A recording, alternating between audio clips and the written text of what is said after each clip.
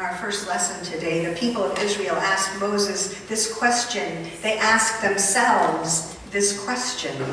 And whether we realize it or not, this is the question that underlies all of our anxiety and fear today in our lives and in our church and in the world.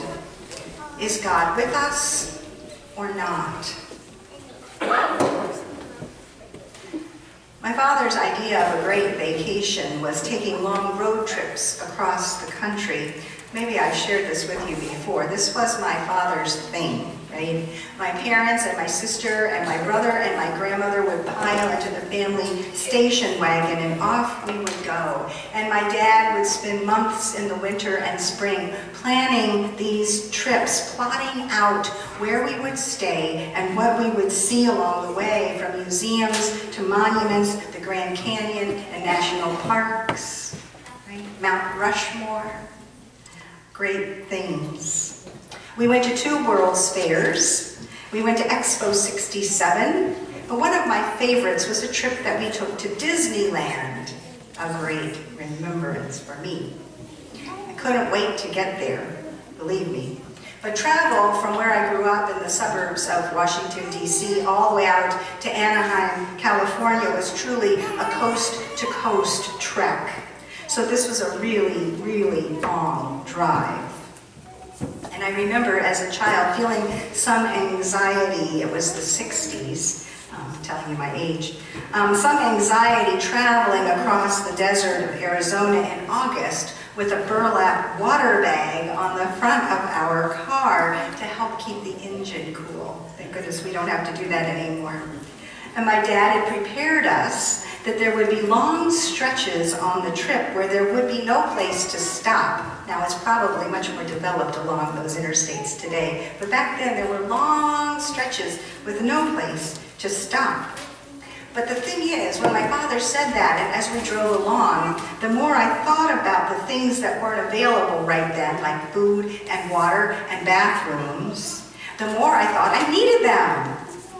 And then you start to think, right? You start to think about what we can't have instead of the temporary nature of things and what we do have. And then the anxiety kicks in, right? So my sister and I would ask, are we there yet? Are we there yet? Is it time for lunch yet? I'm thirsty. We would get restless. We would grumble. We would say, I'm bored. And thankfully my grandmother had a bag of tricks and she would bring out puzzles and games and things, but still it was a very long drive and we would grumble. And meanwhile, in the front seat, my dad was having a blast with the windows down and his elbow out the window and the sun shining in. He was singing at the top of his lungs. He was in his element. He was having so much fun. My dad had such joy in the journey. It was clear that for him this was a great adventure and he wanted nothing more to be with his family exploring the USA. It wasn't even the destinations, it was the sights and experiences that we would share along the way. That was equally satisfying to him. And that's where I first learned that you really need to find the joy in the journey. The joy in the journey is as important as the end result. And maybe that's why I'm attracted to interim ministry, because I get to come into congregations and be on a journey of discovery with wonderful people who are trying to discover what God has in store for them next. But we also know that your journey isn't always easy, and we don't always know exactly where we're going. And so it's easy to become anxious along the way, wherever we might be headed. And so I can readily relate to the people of Israel. But in this story, God is taking them from slavery in Egypt to a land of their own that God has promised is going to be better than they can imagine. And yet, for them, the trip seems to be taking too long. The wilderness is, well, too wild, too remote. There is much that is unknown. It's uncomfortable and unfamiliar. It's no trip to Disneyland, and people are not happy. This is God's family journey, right? Out in the desert, God's people become acutely aware that there's no water to drink.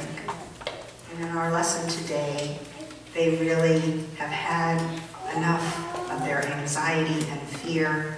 They know they need water to live, and that's when it starts. They're anxious and afraid, and they begin to imagine the worst. What they perceive as a water crisis becomes a crisis of faith. And as often happens, they look for someone to blame, right? And Moses is the one. He's the one that convinced them that God had something new and better in store for them. This didn't seem better than slavery in Egypt. In fact, they now fear for their lives. Where was God in all of this? Well, God had parted the sea to help them escape. God had been providing food for them day by day with manna from heaven and quail from the sky. God had protected them from their enemies from the very beginning. But they forgot all that in the face of this need for water. And then the grumbling grew louder, and the people become angry. And here is a great example for us. For when we are faced with a threatening situation, we can either grumble and blame others and get angry, or we can do what Moses did and pray. Moses is very honest with God in his prayer. He said, "These people are going to stone me. And by the way, Lord, this was all your idea." Right? But we see a mirror held up to ourselves, and we realize once again that grumbling gets us nowhere. Grumbling accomplishes nothing. But grumbling does create divisions among people. Who agrees with me, who doesn't. It causes us to have contempt for leaders and for others. Grumbling distorts the truth.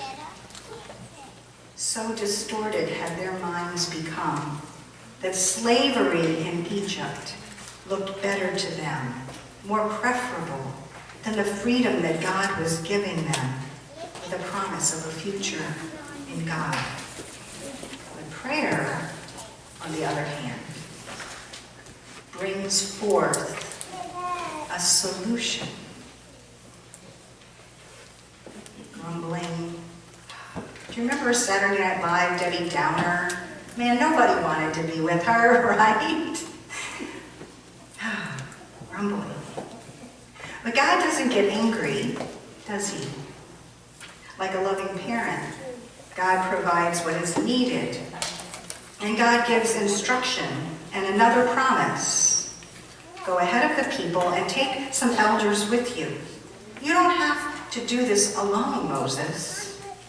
Bring the elders and strike the rock at Horeb with the staff. Remember, the staff you used to part the Nile, the symbol of my power and presence with you. Strike the rock. You already have what you need to do this. The water you need will come out of the rock and the people may drink. Not only that, God tells Moses, I will be standing there in front of you on that rock.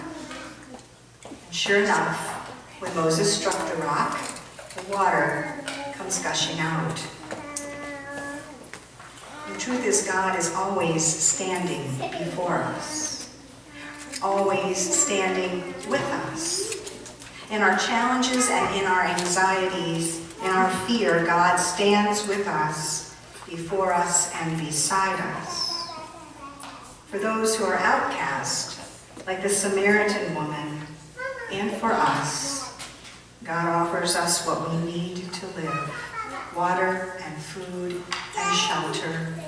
But more than that, God is considered with our physical condition and our spiritual condition, our whole selves. And so God offers us living water for our souls, that we might always be refreshed, not fearful, not anxiously thirsty for what we don't have, but satisfied. Living water, so that we might have life to the full, with the joy in the journey that God wants for us.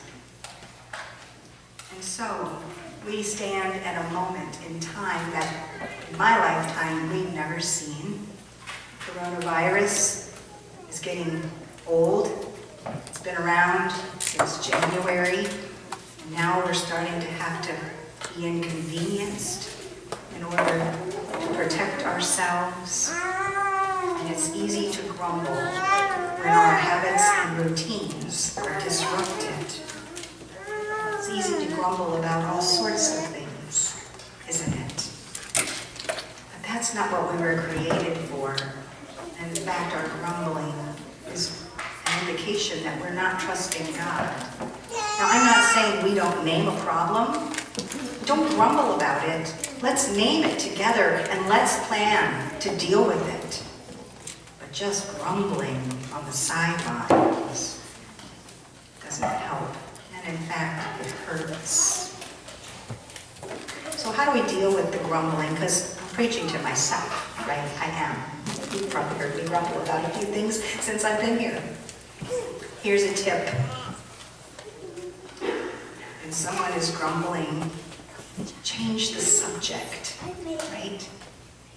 Change the subject. Or when someone is grumbling, turn the tables and point out something good.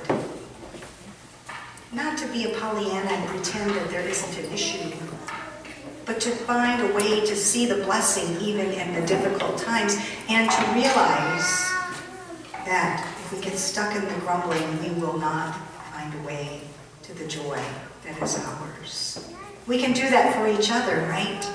We can turn the tables and remind each other of what is good and what we can do about the situation. And we can change the subject when we get stuck in the muck.